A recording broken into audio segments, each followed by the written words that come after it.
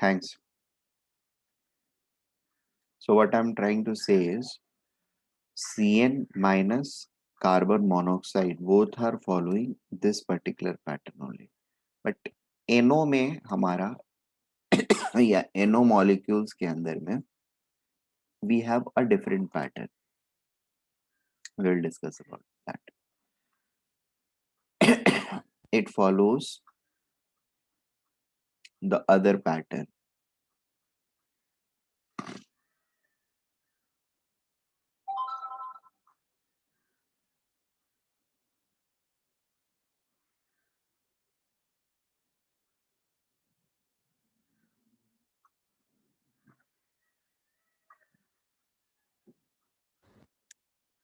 This is 2, 2, 2 and 2. यहाँ पर भी 10 and 4 रहेगा and the bond order is going to be 3 only. The nature of both of them is going to be what? Diamagnetic, right? All paired electrons. ठीक है. Let us come to the other part, that is NO molecules. NO molecules में how is it going to be?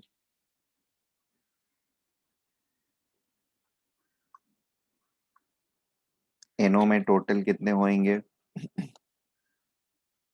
सो इन दोनों का CN minus 14 electrons और CO 14 electrons, ये definitely इधर के पैटर्न्स फॉलो नहीं करेंगे. They are going to follow some other pattern. तो they have been deported there. Let us talk about NO and NO plus. NO में we have 15 electrons and NO plus में we have 14 electrons. ठीक है. इनके अंदर में ये वाला पैटर्न फॉलो होता है. 2 2 2 2 2 2 thing. चलिए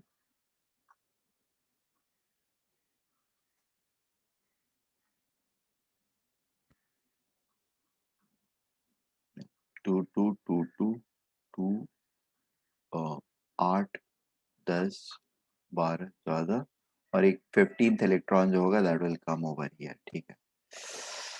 सो 2 2 2 2 2 and then 1 1 1 1 making 2 and 2. सो यहाँ तक हमारे पास 14 इलेक्ट्रॉन्स हो गया. ये एक unpaired electron and the final thing will be there are 2 2 and 1. So there are total 5 anti-bonding electrons and 6 plus 4 10 bonding electrons, making a bond order equal to 2.5. ठीक है. NO plus में क्या रहेगा? This electron will be lost. ठीक है. The pattern will remain the same. The pattern will remain the same as So हाँ NO will be paramagnetic, na? हाँ NO is paramagnetic now with one single electrons. A single electron unpaired. ठीक है. This is paramagnetic, no doubt about it. ठीक है. और NO plus will be diamagnetic and the bond order over here will be 10 minus 4, that is 3. So NO plus का bond order क्या रहेगा? 3 का रहेगा और NO का बॉन्ड ऑर्डर 2.5 का रहेगा. यानी इसके अंदर में बॉन्ड्स जो होंगे स्ट्रॉन्गर रहेंगे कंपेयर टू NO, राइट. 22 वाला कौन सा फॉलो करेगा? 22 वाला डेफिनेटली यही वाला पैटर्न फॉलो करेगा. It will be something like this 2 2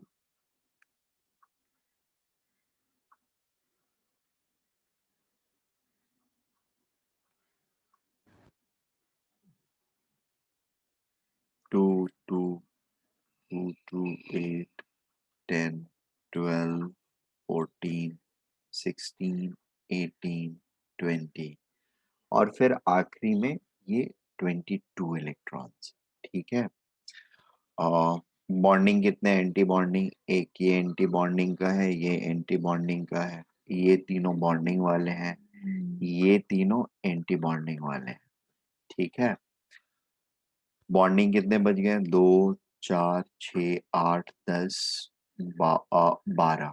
ठीक है, so there are 12 bonding electrons, 10 anti-bonding electron, bond order is 1. ठीक है, nature of the molecule, it is going to be diamagnetic. CO2 is going to be diamagnetic, and experimentally also it has been found to be diamagnetic.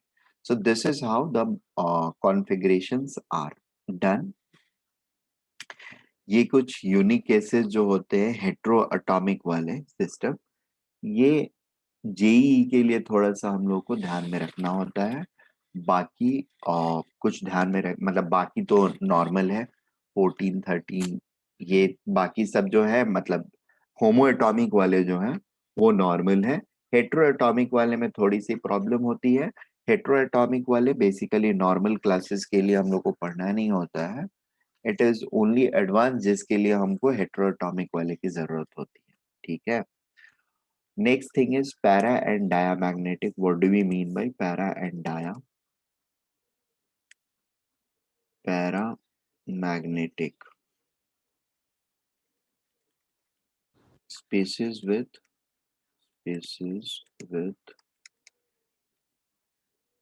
unpaired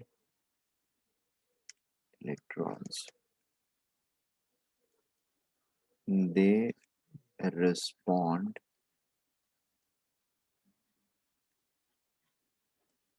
positively to magnetic field applied applied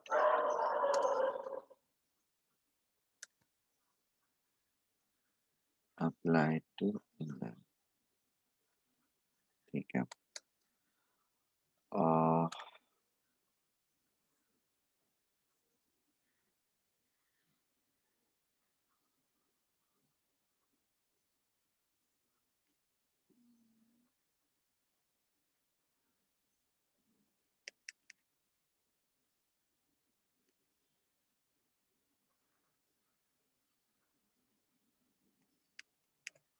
diamagnetic. These are species with all paired up electrons with all paired up electrons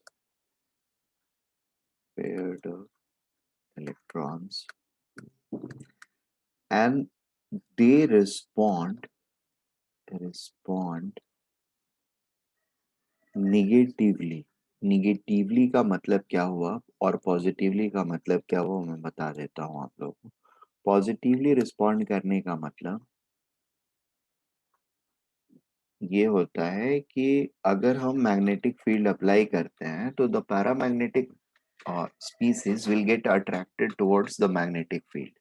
ठीक है, on contrary diamagnetic क्या होते हैं, वो weekly repel करते हैं। ठीक है, get attracted, getting attracted attracted. ठीक है, that is responding positively and responding negatively का मतलब क्या होता है, they will in fact repel, repel करते हैं ये negatively, responds negatively to magnetic field।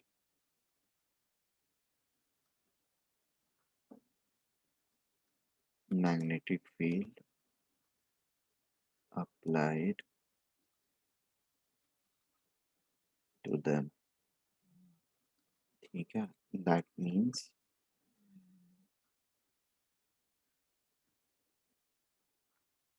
they repel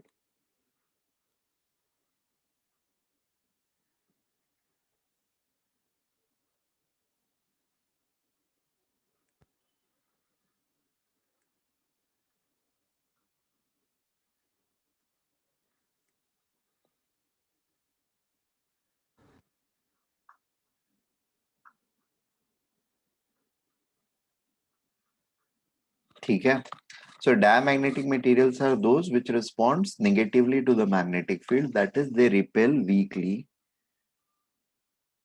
in applied magnetic field and applied magnetic field. मतलब क्या हुआ कि अगर नॉर्थ पोल लेकर के आएंगे ऐसे डायमैग्नेटिक मटेरियल के पास तब भी ये रिपेल करेंगे, साउथ पोल लेकर के आएंगे तब भी रिपेल करेंगे. ठीक है. पैरामैग्नेटिक साउथ लाओगे नॉर्थ लाओ कोई भी लाओ, they are going to get attracted only. बात समझ में आ रही है?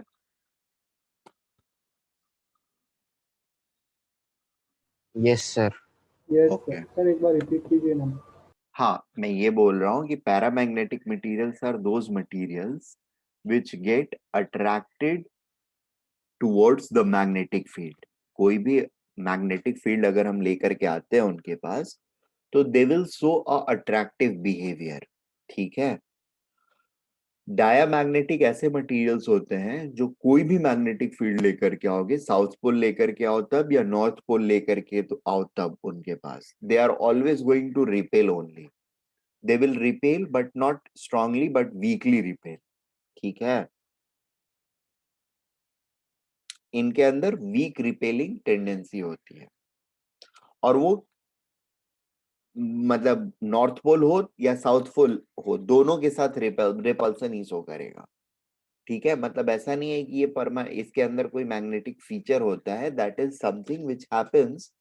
और थोड़ा सा मैं और आगे बढ़ूंगा तो आप लोगों को बताऊंगा मैग्नेटिज्म वगैरह के बारे में थोड़ा सा आइडिया जब आप लोग को होने लगेगा थोड़े एडवांस लेवल मतलब थोड़ा एक्स्ट्रा, तब फिर मैं इसके बारे में बताऊंगा. एक्चुअली इलेक्ट्रॉनिक मतलब करंट वगैरह के थ्रू मैग्नेटिक फील्ड्स वगैरह जनरेट होता है. So I will explain that to you guys, don't worry, at appropriate time. Solid states के टाइम पर I will explain it to you कि ये क्यों होता है पैरामैग्नेटिक और डायमैग्नेटिक रिपेल क्यों करता है. ऐसे फिजिक्स में भी इसके रीजंस आप लोगों को पढ़ने हैं. I will also tell you, don't worry. So paramagnetics attract करते हैं वीकली या स्ट्रांगली भी अट्रैक्ट करते हैं, ये अट्रैक्ट करते हैं प्रॉपरली. ठीक है. और डायामैग्नेटिक मटेरियल्स जो होते हैं वो किसी भी मैग्नेटिक फील्ड को आप अप्लाई करोगे they are going to repel weakly. ठीक है ना. और एक और छोटी सी कॉन्सेप्ट, आई मीन ये जो हम लोगों ने मतलब छोटा सा कॉन्सेप्ट कॉन्सेप्ट से ज्यादा इंपॉर्टेंट एक नया वर्ड मैं बता देता हूँ. ठीक है. जस्ट अ वर्ड, बाकी हम लोग उसके बारे में सारी चीजें पढ़ चुके हैं, पढ़े हुए हैं. ये जो कॉम्बिनेशंस वगैरह मैंने बताया है ना ओवरलैपिंग वाले मॉलिक्यूलर ऑर्बिटल्स फॉर्मेशन के टाइम पर. Yes sir. ठीक है. This thing is technically known as linear combination of atomic orbitals, LCAO. क्या बोलते हैं इसको? LCAO, linear combination of atomic orbitals. Making sense? Yes sir. Yes, sir. तो ये एक वर्ड है जो कि मुझे बताना था. There are two more words जो कि मैं अभी आप लोग को बताऊंगा. ठीक है. उसके बारे में बताया नहीं है अभी तक और अगेन बताया नहीं है ऐसे नहीं बोलूंगा, बट हाँ you don't know about that those words, those two words. There is something called uh, homo and lumo. ठीक है. homo and lumo. homo word is used for highest. ये एक सेकेंड रुक जाओ, मेरा बोर्ड जो है फिर से क्रैश हो रहा है, मतलब फिर से नहीं अभी क्रैश हो गया. so homo is highest occupied molecular orbital, and LUMO is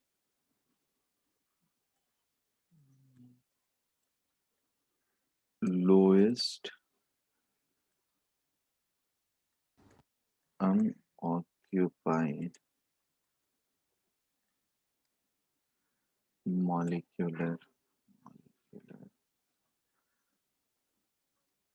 orbital. ठीक है, सो बेसिकली कॉन्सेप्ट जो भी होते हैं रिएक्टिविटी वगैरह वाली या कुछ related concept, something like stability और anything like that, they are simply explained in the way that अगर यहाँ पर हाईएस्ट ऑक्यूपाइड ऑर्बिटल और लोएस्ट अनऑक्यूपाइड ऑर्बिटल का एनर्जी गैप कम है, ठीक है, तो the transition from this orbital to this orbital will be a easier task, right. और गैप अगर ज्यादा है तो the transition from one to other will be a difficult task, right? You will require greater amount of energy. If you will require greater amount of energy, then the chances of that happening will become what? Much lesser. Am I right? For example, Yes, you sir. can very easily place a book on a tabletop, but can you throw it over the fourth floor of your building from ground floor? No, that's highly improbable. कोई भी book नहीं फेंक सकते हो आप fourth floor तक, ठीक है। टेबल के ऊपर आसानी से रख सकते हो, that is something which is very much easily doable for all of us, right. So similarly energy gap अगर बहुत ज्यादा रहेगा तो the things will become more improbable, whereas energy gap अगर कम रहेगा तो transitions can be done very easily, ठीक है। ओके,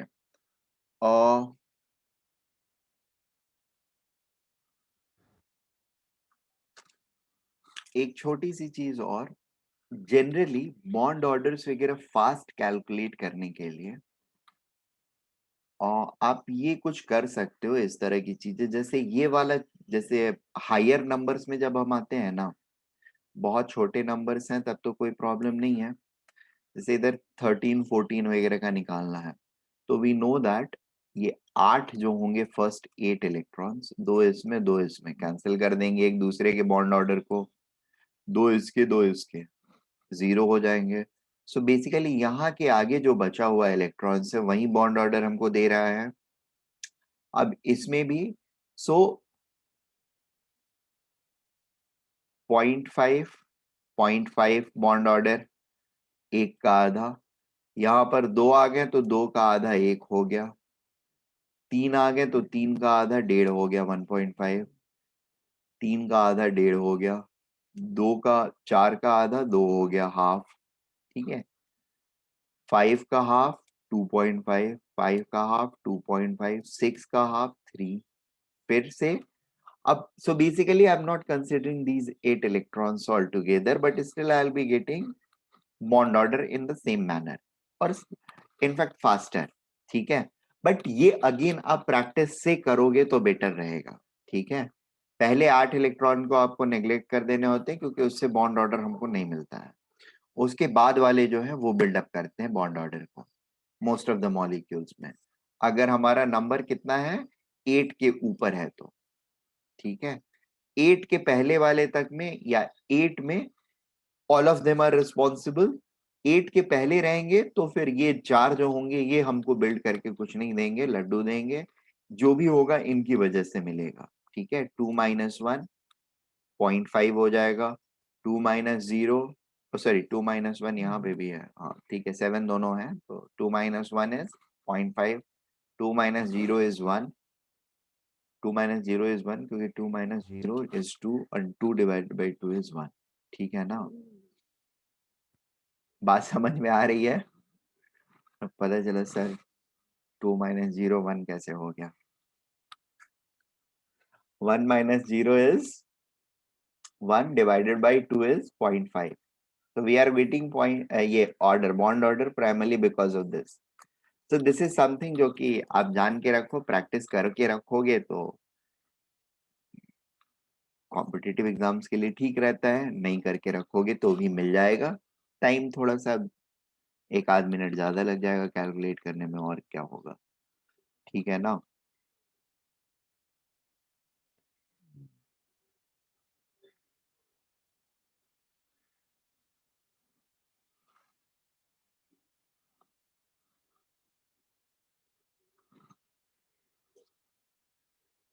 ठीक है, चलो नेक्स्ट थिंग इज होमोलोमो का बता दिया मैंने डेफिनेशन, मतलब होमोलोमो क्या होते हैं that I explained. Wait,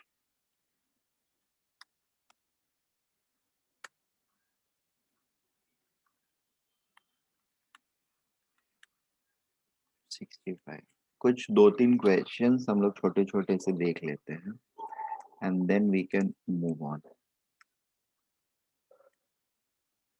arrange following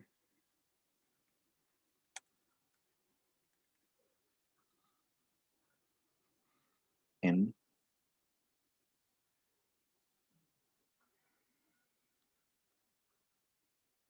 अच्छा आई थिंक अभी मैं स्टॉप कर देता हूँ। क्या हुआ, कुछ प्रॉब्लम है ध्यानेश?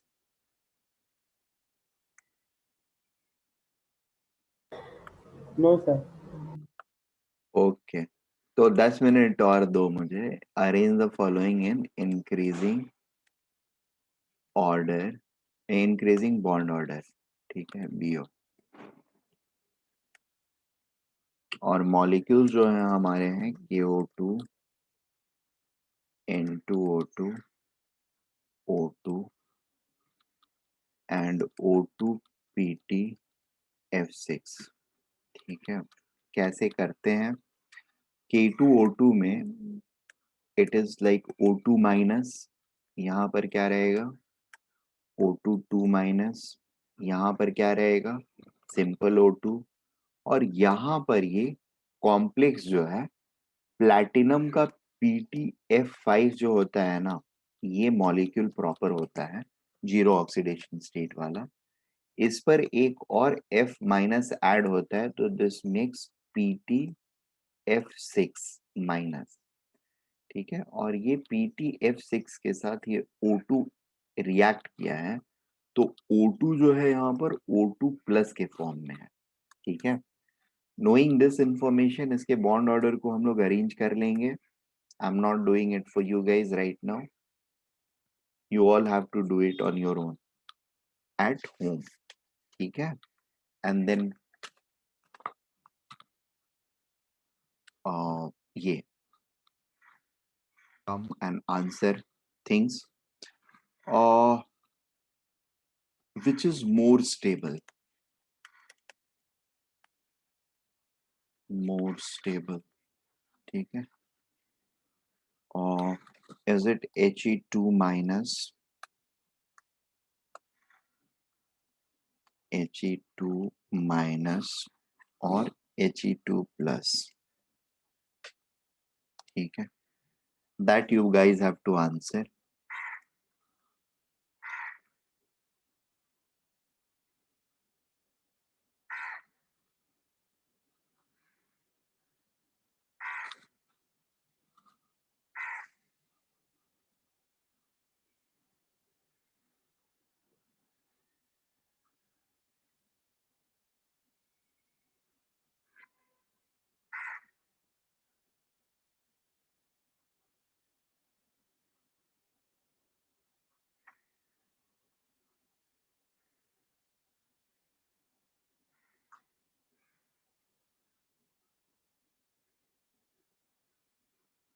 Hmm.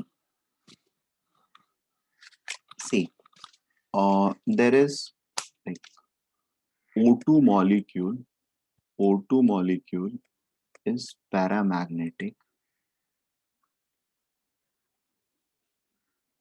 magnetic in nature and colorless,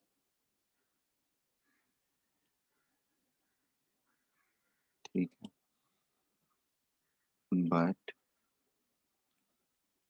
F2 is diamagnetic,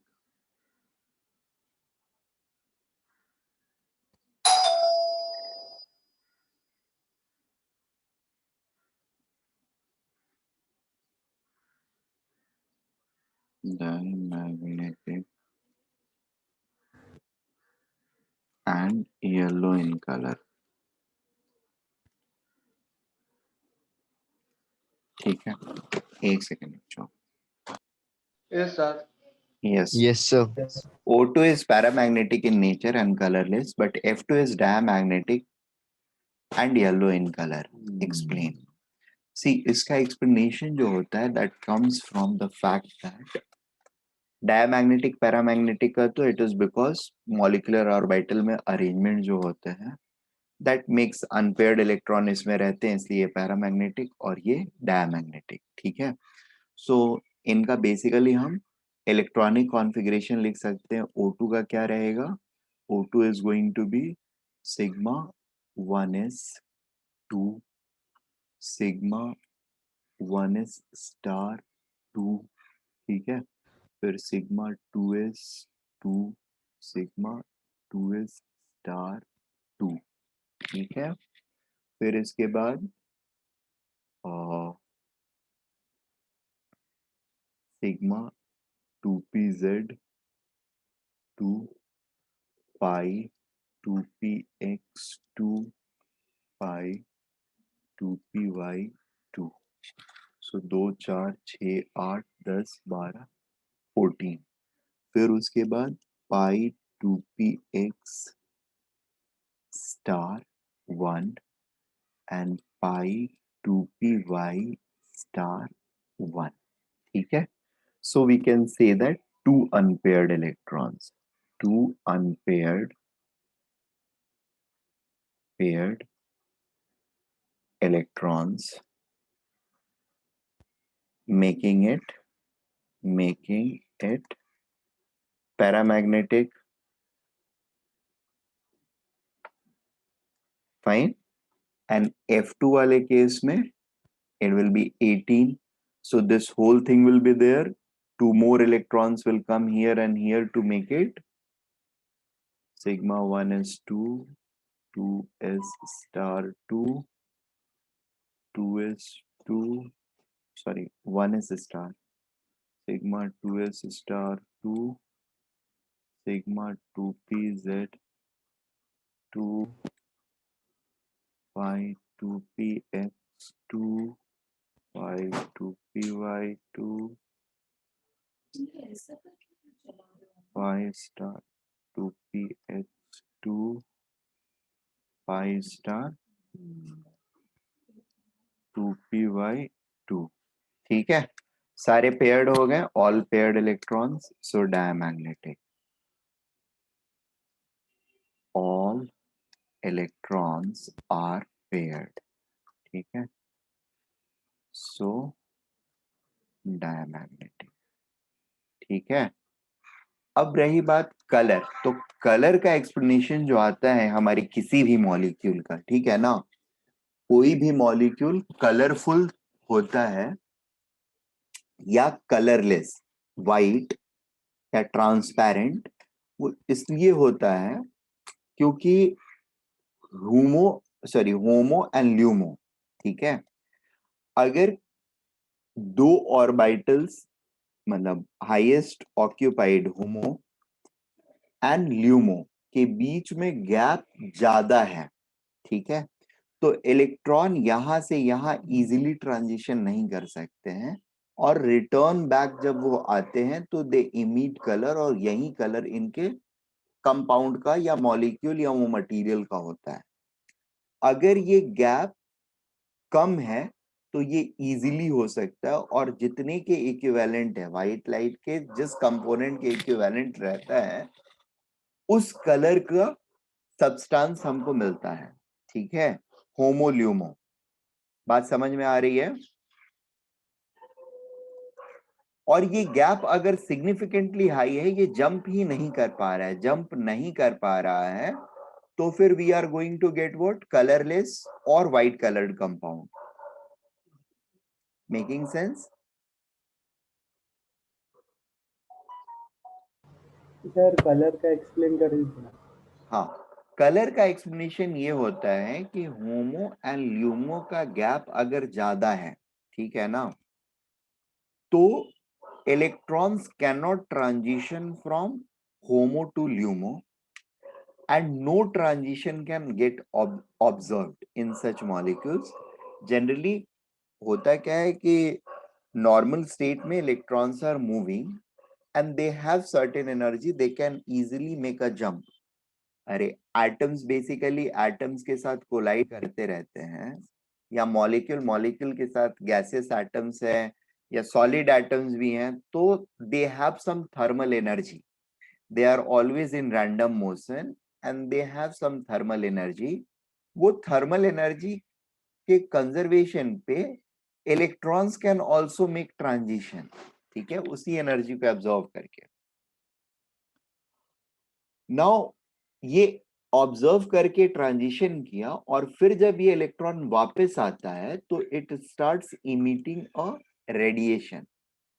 अब अगर गैप ज्यादा है, ठीक है ना, तो the electron will require more energy to jump into this, और वो एनर्जी जो है वो इस तरह के मोशन से हमको नहीं मिल पाता है। जैसे रैंडम मोशंस वगैरह जो हुआ, उससे कम अमाउंट ऑफ एनर्जी जो होती है ना, वो सफिशिएंटली फुलफिल हो जाती है, लेकिन लार्ज अमाउंट वाली जो रहती है वो फुलफिल नहीं हो पाती है, ठीक है। So these transitions do not take place whereas this can, ठीक है। तो जहां पर ये ट्रांजिशन नहीं हो पाता है वहां पे कलरलेस और व्हाइट कलर्ड कंपाउंड्स मिलते हैं हम, ठीक है। और जहां पे ये ट्रांजिशन होता है तो होने की वजह से कोई एक specific radiation of white light will get emitted, क्योंकि इसका गैप तो कंसिस्टेंट और सेम रहेगा ना, और जिस तरह का रेडिएशन निकलेगा उसी तरह का रेडिएशन कंटिन्यूअसली निकलता रहेगा ट्रांजिशन से। तो कलर ऑफ द कंपाउंड हमारा ये हो जाता है। Making sense? So we can say that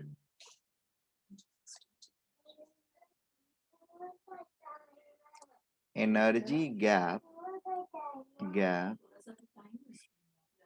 between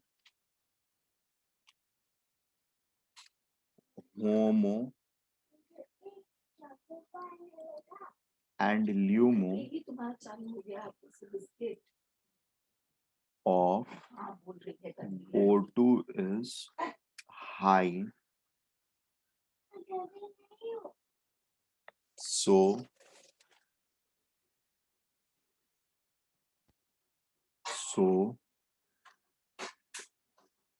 electrons generally do not make a transit.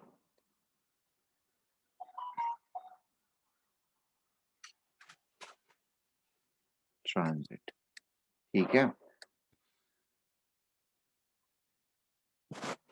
and hence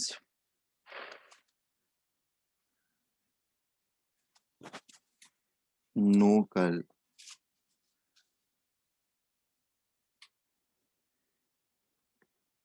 hence no color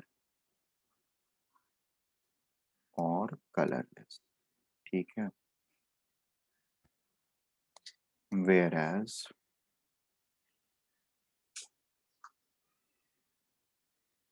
energy gap between HOMO and LUMO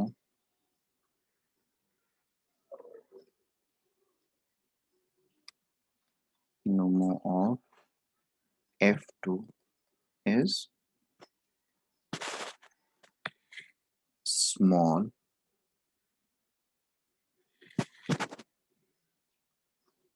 so its HOMO electron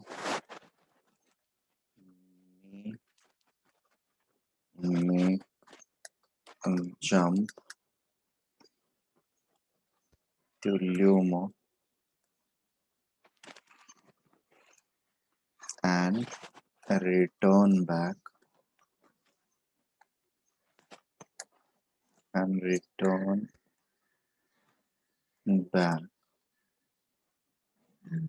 to HOMO, that is ground state,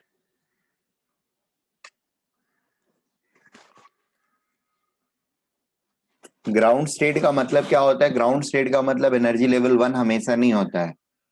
जो आपका previous position था उस पर अगर आप आ जाते हैं, that is your ground state. मतलब अगर पांचवें आप लेवल पे थे, आपका नॉर्मल लेवल 5 है और आप छठे पे गए थे, फिर से पांचवें पे आ गए, that means you have resumed your ground state. ठीक है ना?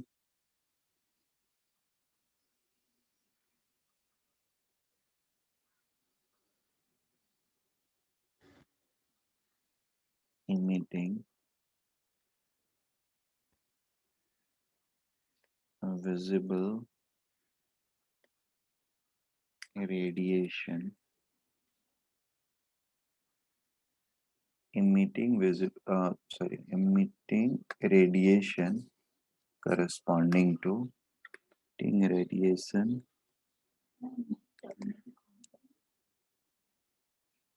emitting radiation corresponding to yellow color, making it colored compound, colored molecule। ठीक है? सो जनरली मॉलिक्यूल का कलर जो है वो हम कैसे एक्सप्लेन करते हैं? होमो और ल्यूमो के गैप से। बात समझ में आ रही है? There are going to be other parameters also जिसके थ्रू हम कलर को एक्सप्लेन करेंगे, but this is one thing, वो हम कॉम्प्रिहेंसिव एक बार स्टडी करेंगे at the end of the syllabus. जो यहां पर पॉइंट्स आप सीख रहे हो इसको आपको दिमाग में रखना है, क्योंकि कहीं पर भी अब जब पूरी सिलेबस पढ़ लोगे और कहीं पर कोई मॉलिक्यूल आता है उसके अंदर में उसके कलर को एक्सप्लेन करना है, तो what approach are you going to take? पहला चीज देखोगे होमोलोमो का डिफरेंस, आगे जो चीज पढ़ोगे दो चीजें और रहेंगी उनके को देखोगे, और फिर ट्राई करोगे कि किसके थ्रू आप इजीली रिलेट कर सकते हो। ठीक है ना? And that is how you answer those unknown or complex questions. Are we getting this point? Dhyanesh? Yes, sir. ठीक है ना? अभी आपको एक कलर के लिए रीजन पता चला, आगे कुछ और रीजंस पता चलेंगे। वो सारे रीजंस कोलैबोरेट करने, बेसिकली दो रीजंस रहेंगे। सबसे प्राइमरी रीजन यही रहता है, ठीक है ना? इसके अलावा भी एक दो रीजंस हैं जो कि आपको ड्यूरिंग कोर्स ऑफ स्टडीज मिलेगा, और उसके बाद it will be a complete package. तो आप कहीं पर भी कलर को एक्सप्लेन करना होगा हमको, तो we are always going to look at these things, these technical parameters, और इन्हीं के बेसिस पर हम आंसर करते हैं उसको। ठीक है ना?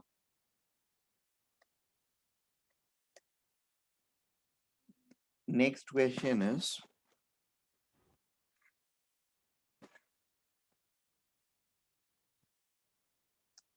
N2 पर इवन एनर्जी अगर हम अप्लाई करते हैं तो we get N2 plus and electron. ठीक है? और NO पर हम एनर्जी 2 अप्लाई करते हैं तो NO प्लस एंड इलेक्ट्रॉन मिलता है। ठीक है? Now we have to answer A, E1 which is correct, A1 is equal to E2, B, E1 is greater than or less than E2, C, E1 is greater than E2, या D none. ठीक है? अब हम लोग देखेंगे कि इनका configurations क्या क्या है, और कॉन्फ़िगरेशंस में कौन से इलेक्ट्रॉन को हम निकाल रहे हैं। We know that bonding molecular orbital में रहने वाले इलेक्ट्रॉन की पोटेंशियल एनर्जी कम होती है, एंटी बॉन्डिंग वाले की ज्यादा होती है। तो ज्यादा वाले पोटेंशियल एनर्जी वाले को निकाल पाना इजी होगा, जबकि कम पोटेंशियल एनर्जी वाले इलेक्ट्रॉन को निकाल पाना मुश्किल होएगा। बात समझ में आ रही है? Yes, sir. ठीक है? सो ये कंपैरेटिव स्टडी करके इसको आप आंसर करेंगे और इस तरीके से इस टाइप के क्वेश्चन को आंसर करते हैं, ठीक है। Last question is going to be, मतलब और भी रहेंगे, ऐसा नहीं है कि और नहीं रहेंगे, there are going to be many more, ठीक है। बट वो अब आगे के क्वेश्चंस जो हैं इसके ऊपर के बेस्ड भी, that we are going to do after Friday's lecture. Friday के दिन में I will be dealing with the concept of resonance and back bonding, ठीक है, टू इंपॉर्टेंट कॉन्सेप्ट्स। एंड उसके बाद वी विल हैव अ more comprehensive question session based on entire covalent bonding। And कल के दिन में ही, मतलब फ्राइडे के दिन में, ये रेजोनेंस बैक बॉन्डिंग ये दोनों चीजें, वो actually back bonding is part of resonance only, ठीक है। और फिर उसके बाद आई will be discussing metallic bonding, मतलब 3 लेक्चर्स और लगेंगे मुझे कम से कम। बट कल के दिन में वो एक इंपॉर्टेंट कॉन्सेप्ट होता है, that will get over. I'll try to मतलब I'll try to make you guys understand, क्योंकि वो बहुत ही ज्यादा इंपॉर्टेंट टॉपिक है। लास्ट चीज, N2 का बॉन्ड लेंथ जो है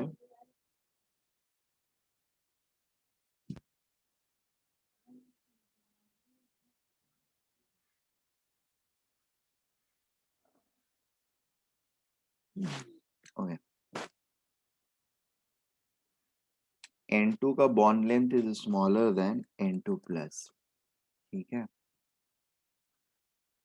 Bl order, whereas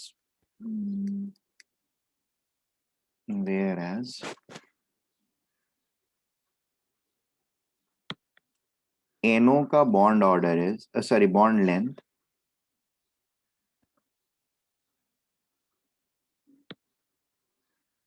is greater than NO plus, ठीक है, whereas NO has greater, फिर से bond length order Bl order।